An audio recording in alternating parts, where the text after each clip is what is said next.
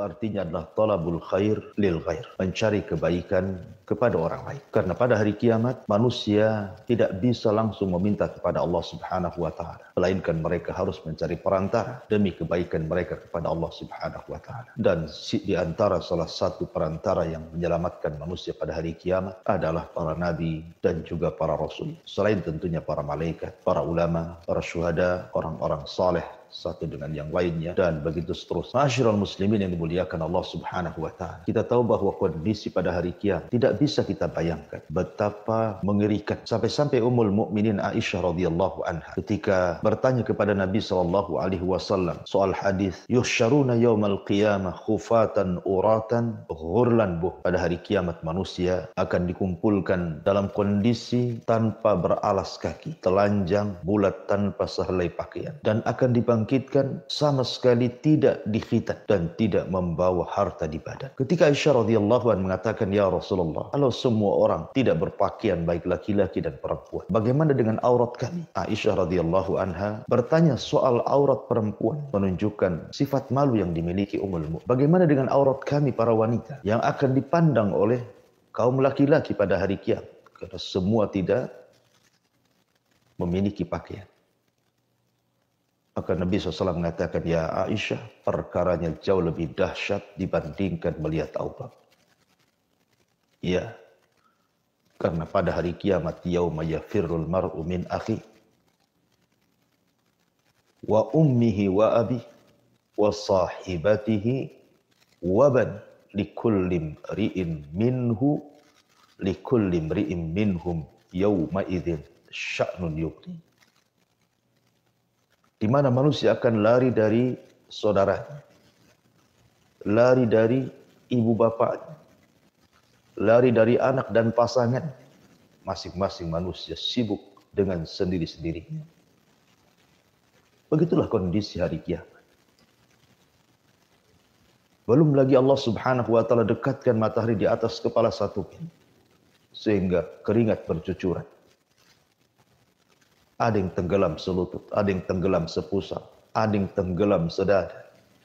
Bahkan ada yang tenggelam dengan keringat, sesuai dengan amalan. Manusia tidak bisa duduk, apalagi berbaring. Manusia hanya bisa berdiri. Yauma yaqumun nas li rabbil alam. Pada hari kiamat manusia hanya berdiri menghadap Rabb mereka dan juga menanti keputusan Allah Subhanahu wa taala. Ma'asyiral muslimin yang dimuliakan Allah Subhanahu wa taala. Ketika itulah manusia diarahkan untuk datang kepada Abul Bashar al-Ula, Nabiullah Adam alaihi salatu wassalam. Kemudian meminta syafaat kepada Adam alaihi salatu wassalam dan mengatakan, ya Adam, bukankah engkau bapak manusia? Ishfa' lana ila rabbik. Ala tara ila ma nahnu fi. Wahai Adam, mintakan syafaat untuk kami. Cobalah datang kepada Rabb. Tolong kami. Tidakkah kau iba melihat kondisi kami yang seperti ini? Tapi Adam alaihi salatu wassalam mengatakan, aku tidak bisa. Kan aku pernah melakukan dosa yang membuat Allah murka, yang Allah tidak pernah murka sebelum dan sesudahnya kepada nafsi idhabu ila Ibrahim. Urus diri kalian. Sebaiknya kalian bertolak kepada Ibrahim alaihi salatu wassalam. Akhirnya kemudian manusia pun mulai bertolak kepada Nuh. Ya, sebelum Ibrahim mereka bertolak kepada Nuh alaihi salatu wassalam. Maka mereka pun sama jawaban. Tidak mendapatkan apapun dari Nabi Allah Nuh alaihi salatu wassalam. Kecuali Nuh hanya mengatakan, intalik ila Ibrahim. Coba kalian pergi menuju Nabi Ibrahim. Maka mereka pun bertolak kepada Ibrahim alaihi salatu wassalam, meminta syafaat dan mengatakan, ya Ibrahim, isfa' lana ila rabbik. Ala tara ila ma nahnu fi. Wahai Ibrahim, mintalah kepada Rabb agar kami mendapatkan syafaat. Tidakkah kau ingin melihat kondisi kami? Tapi Ibrahim juga mengatakan, aku tidak bisa. Sebaiknya kalian bertolak kepada Nabi Musa Maka manusia pun kemudian pergi menemui Nabi Musa alaihi salatu wassalam. Tapi jawaban Nabi Musa alaihi salatu wassalam pun kurang lebih dengan jawaban para nabi sebelumnya. Dan mengatakan, nafsi-nafsi, aku tidak bisa urus diri kalian. Sebaiknya coba kalian bertolak kepada Nabi Isa bin Maryam. Maka manusia pun bertolak menemui Isa ibnu Maryam. Akhirnya kemudian Isa pun tidak menyebutkan alasannya. Tidak menyebutkan uzur. Tapi Isa mengatakan, sebaiknya kalian datang kepada Muhammad sallallahu alaihi wasallam, Nabi kita. Maka manusia diarahkan menuju Nabi kita. Kemudian Nabi sallallahu alaihi wasallam melihat manusia yang begitu banyak. Sejak Adam sampai manusia yang terakhir mati dengan trompet sangkakala Israfil berkumpul di padang mahsyar. Kemudian Rasul mengatakan, analah, kan ku coba. Akhirnya kemudian Nabi SAW diilhamkan Allah Subhanahu wa taala untuk sujud di bawah arsy Allah Subhanahu wa taala. Dengan sujud yang lama sekali. Sampai akhirnya Allah Subhanahu wa taala mengatakan, ya Muhammad, irfa ra'saka. Angkat kepala. Sad tu'ta. Qul tusma. Ishfa' tusyaffa. Ya Muhammad, minta kau akan diberi. Bicara kau akan didengar. Mintalah syafaat. Aku akan beri kau syafaat. Maka Nabi SAW tiba-tiba teringat umat dan mengatakan, ummati. Ya Allah, umatku. Di antara mereka ada yang masuk neraka. Bisakah kau selamatkan mereka? Maka Allah Subhanahu wa taala mengatakan, ya Muhammad, kalau begitu intalik, pergilah. Faman wajada min ummatika habbata sya'irin aw burrin min iman fa akhrijhu minan nar. Cari umat. Maka siapapun yang kau dapati dari umatmu memiliki sebiji gandum dari keimanan, keluarkan mereka dari api neraka. Kemudian Nabi SAW mengatakan, apakah engkau membatasi berapa jumlah mereka ya Rabb? Maka Allah mengatakan, tidak. Sebanyak mungkin kau selamatkan umatmu yang memiliki sebiji gandum dari keimanan, keluarkan mereka dari api neraka. Maka Nabi SAW kemudian menyelamatkan umatnya memiliki sebiji gandum dari keimanan. Tapi Nabi SAW tidak puas. Nabi SAW kemudian menghadap Allah Subhanahu wa taala kembali, kemudian sujud dengan sujud yang lama. Kemudian Allah Subhanahu wa taala katakan, irfa ra'saka ya Muhammad, angkat kepalamu wahai Muhammad. Sal tu'ta, qul tusma, ishfa' tusyaffa. Minta kau diberi. Katakan kau didengar. Mintalah syafaat, aku akan beri kau syafaat. Maka Rasul kembali mengatakan, ummati. Ya Rabb, umatku. Di antara mereka ada yang masih masuk neraka. Maka Allah Subhanahu wa taala mengatakan, kalau begitu intalik, pergilah, jumpai umatmu. Man kana fi qalbihi mithqala habbatin min khardalin minal iman fa akhrijhu minan nar. Kalau begitu pergilah wahai Muhammad, temui umatmu. Maka siapapun di antara umatmu yang memiliki iman sebiji atom, keluarkan mereka dari neraka. Kemudian Rasul mengatakan, berapa jumlah mereka ya Rabb? Maka Allah mengatakan, sebanyak-banyaknya. Maka Nabi SAW menemui umatnya dan menyelamatkan orang-orang yang sudah divonis masuk neraka. yang memiliki sebiji atom dari keimanan, maka Rasul mengeluarkan mereka. Cukup sampai di sini? Tidak. Nabi SAW masih sayang dengan umatnya. Nabi SAW kemudian sujud kembali. Dengan sujud yang lama. Kemudian Allah Subhanahu wa ta'ala katakan kembali, irfa ra'saka ya Muhammad. Sal tu'ta. Qul tusma. Ishfa' tushaffa. Angkat kepalamu wahai Muhammad. Minta kau diberi. Katakan kau didengar. Mintalah syafaat. Kau beri syafaat. Maka Nabi SAW mengatakan, ummati ummati ya Rabb. Bagaimana dengan umatku? Bagaimana dengan umatku? Subhanallah. Bagaimana Nabi SAW khawatir dengan umatnya. Nabi SAW tidak mau kalau seandainya ada umat yang masuk neraka. Maka Allah Subhanahu wa ta'ala kalau begitu, intalik pergilah. Temui umatmu. Faman wajada minhum. Adana.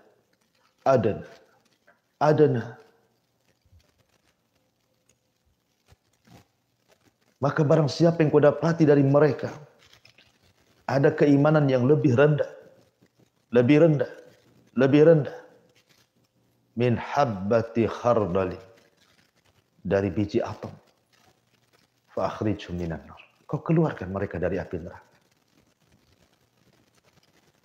Maka Nabi SAW kemudian pergi dan menyelamatkan orang yang lebih kecil lagi dari biji atom di hati-hati umat yang memiliki keimanan. Maka Nabi SAW mengeluarkan mereka dari api neraka. Cukup sampai di sini? Tidak. Nabi SAW tetap sujud. Sehingga Allah Subhanahu wa ta'ala mengatakan, angkat kepalamu. Katakan kau didengar. Minta kau diberi. Mintalah syafaat. Ku beri kau syafaat. Akhirnya kemudian Nabi SAW mengatakan, ummati. Ya Rabb, umatku gimana? Aku minta kepadamu ya Rabb, keluarkan di antara umatku yang mereka mengucapkan kalimat la ilaha illallah. Maka Allah Subhanahu wa ta'ala mengatakan, ya Muhammad, itu bukan hak. Kalau itu sudah hak, aku akan mengeluarkan dari umatmu orang yang mengucapkan kalimat la ilaha illallah. Makanya Abu Hurairah ketika bertanya soal syafaat kepada Nabi SAW, maka Rasul mengatakan, as'adun nas yaumal qiyamah bisyafaati man qala la ilaha illallah. Orang yang paling bahagia pada hari kiamat dengan syafaat, kata Rasul, adalah orang yang mengucapkan kalimat la ilaha illallah. Ada di antara manusia yang diselamatkan oleh syafaat Rasul, umat yang sudah terlalu lama di neraka, sehingga kondisi mereka seperti mentimun kecil yang kering, dikeluarkan dari api neraka. Ada kondisi mereka sudah menjadi arang, hitam dari atas kaki sampai kepala, sudah tidak berbentuk lagi. Mereka keluar dari neraka. Ada juga yang kondisinya seperti sudah menjadi abu, kemudian dilempar ke sungai kehidupan. Akhirnya mereka pun tumbuh dan mereka pun ditakdirkan masuk surga. Begitulah dahsyatnya syafaat Nabi SAW. Apakah dengan kisah yang sudah saya kisahkan, kemudian kita tidak cinta dengan Nabi SAW? Lihat kecintaan Rasul, luar biasa kepada umatnya. Tidak hendak satupun dari umatnya melainkan masuk surga. Rasul tidak rela dan tidak rela kalau seandainya umatnya masuk neraka. Sampai meminta kepada Allah Subhanahu wa ta'ala dari umatnya yang memiliki keimanan lebih kecil lagi daripada biji atom, supaya mereka jangan dimasukkan ke neraka. dan diselamatkan masuk ke dalam surga. Nabi mana lagi yang lebih cinta dengan umatnya daripada Rasul kita Muhammad sallallahu alaihi wasallam? Lalu apa timbal balik kita kepada Rasulullah? Sudahkah kita mencintai Nabi sallallahu alaihi wasallam? Mengikuti sunnah Nabi sallallahu alaihi wasallam? Mengikuti arahan Nabi sallallahu alaihi wasallam? Tidak melenceng dari hidayah dan sunnah Nabi sallallahu alaihi wasallam. Sementara kita mengaku-ngaku umat Islam, umat Nabi. Tahu sejarahnya kita terhadap Nabi sallallahu alaihi wasallam? Ma'asyiral muslimin yang dimuliakan Allah Subhanahu wa taala, kondisi pada hari kiamat tidak bisa dibayangkan. Sehebat apapun saya atau siapapun yang menggambarkan kondisi dahsyatnya pada hari kiamat, maka kondisi hari kiamat menyelisih bayangan kita. Karena bayangan kita terbatas. Sementara kengerian pada hari kiamat itu tidak bisa dilihat mata, didengar telinga, terlintas pun tidak bisa, saking dahsyatnya. Ma'asyiral muslimin yang dimuliakan Allah Subhanahu wa taala. Ketika manusia kemudian disuruh untuk melintas di tian Siratal Mustaqim, Nabi sallallahu alaihi wasallam sudah berdiri di ujung titian. Kemudian mengatakan, "Ya Rabb, salim, salim." Setiap ada umatnya lewat, maka Rasul akan mengatakan, "Ya Allah, selamatkan. Selamatkan orang ini." Begitulah rasa sayangnya Nabi sallallahu alaihi wasallam kepada umatnya. Bahkan selama di dunia, Nabi sallallahu alaihi wasallam ketika 3 hari sebelum wafatnya, dia mengumpulkan istri-istrinya dan meminta izin agar tinggal di rumah Ummul Mukminin Aisyah radhiyallahu anha. Dan semua istrinya mengizinkannya. Dipapahlah Rasul oleh Ali radhiyallahu anhu dan juga Abbas. Kemudian Nabi sallallahu alaihi wasallam pun pindah rumah dari rumah Maimunah ke rumah Ummul Mukminin Aisyah radhiyallahu anha. Di tengah jalan, tentu para sahabat melihat kondisi Nabi sallallahu alaihi wasallam yang lunglai, lemas karena sakit yang parah. Terutama bekas racun yang pernah dimakan di Khaybar, yang dihidangkan wanita namanya Zainab bintul Harith, seorang Yahudi. Maka kemudian tersebarlah perkara ini di hadapan para sahabat yang lain. Datanglah sahabat dari mana-mana karena khawatir dengan Nabi sallallahu alaihi wasallam. Akhirnya ketika rumah Nabi sallallahu alaihi wasallam, kamar Aisyah maksudnya, Rasul sudah berada di pangkuan Ummul Mukminin Aisyah radhiyallahu anha. Sahabat memenuhi masjid-masjid. Masjid Nabawi penuh dengan para sahabat. Jalan-jalan gang-gang kota Madinah penuh dengan para sahabat karena khawatir kondisi Nabi sallallahu alaihi wasallam. Dan sebagian para sahabat ada yang menangis. Sehingga suara tangisan mereka menggemuruh dan sampai ke rumah Aisyah radhiyallahu anha. Kata Nabi sallallahu alaihi wasallam, "Suara apa itu, wahai Aisyah?" Maka Aisyah radhiyallahu anha mengatakan, "Ka'annahum takhafuna 'alaik, ka'annahum yakhafuna 'alaika ya Rasulullah." Seolah-olah mereka khawatir dengan kondisimu, wahai Rasul. Maka Nabi SAW mengatakan, "Mana Ali? Mana Fadl? Angkat aku." Maka Ali radhiyallahu anhu dan Fadl pun mengangkat Rasul menemui para sahabat. Kemudian berkhutbah.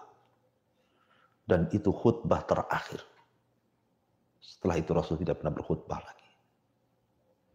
Yang ingin saya katakanlah isi khutbah Nabi. Kata Nabi sallallahu alaihi wasallam, "Inna mau'idukum ma'i laisa fid dunya. Walakin mau'idukum ma'i fi haudi." Wahai sahabatku, wahai manusia, perjumpaan kita, perjumpaan kalian denganku bukan sebatas di dunia.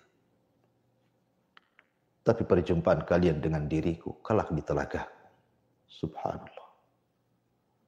Nabi sallallahu alaihi wasallam seolah-olah ingin mengatakan tenang. Bukan berarti sepeninggal diriku, kalian akan berpisah selamanya denganku dan tidak akan berjumpa. Tidak. Kalian akan tetap berjumpa denganku. Kapan itu? Kata Nabi SAW di Telaga. Dan itu bukti cinta Nabi tidak mau melepaskan dengan umatnya. Alhamdulillah, kita punya Nabi yang sangat mencintai umatnya. Nabi yang memiliki rasa rahmat, kasih sayang yang luar biasa. Laqad ja'akum rasulun min anfusikum azizun alaihi ma'anittum harisun alaikum bil mu'minina raufur rahim. Telah datang kepada kalian seorang rasul dari jenis kalian. Amat sangat berat apa yang dirasakan umatnya kepadanya. Dan sangat bersemangat untuk memberikan hidayah kepada umatnya. Dan teramat sayang dan kasihan kepada umatnya. Dialah Nabi kita Muhammad sallallahu alaihi wa ala alihi wasallam. Wallahu a'lam bishawab.